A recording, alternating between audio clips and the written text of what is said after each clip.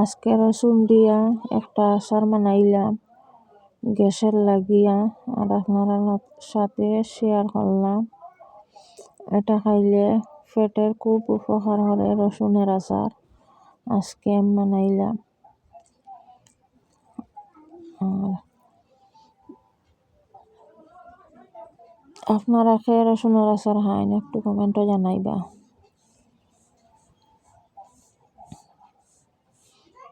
হয়ে গেল আমার রসুনের আচার। এখন পেঁয়াজ তেলের মাঝে দিয়ে কষিয়ে নিলাম, হলুদ মরিচ দিয়ে দিলাম,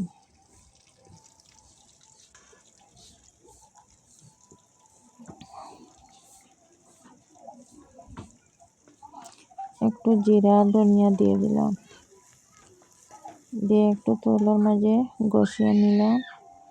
নেওয়ার পরে এখন আমি শিম আর ফরাসের বেশি ছোটো আলু দিয়া রান্না হব।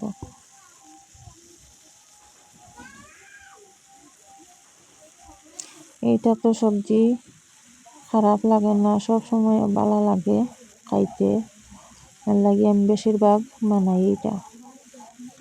আর আপনারা কীরকম লাগে একটু জানাইবা কমেন্ট। এখন তো হয়ে গেল শিম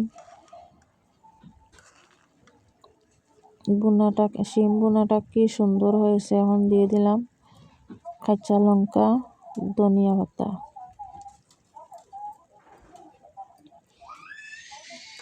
এইভাবে রান্না হলে অনেক মজা হয়।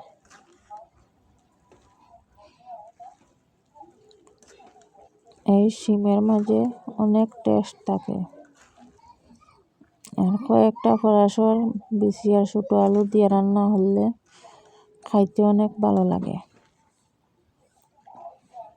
আপনারা কীরকম ভালো লাগে একটু জানাইবেন।